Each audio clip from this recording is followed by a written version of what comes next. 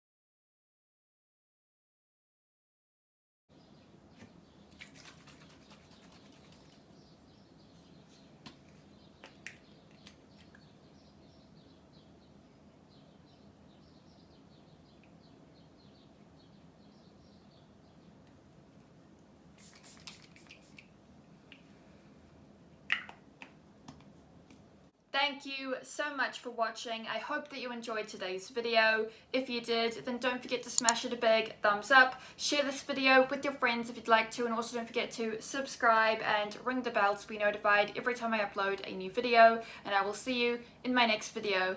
Bye!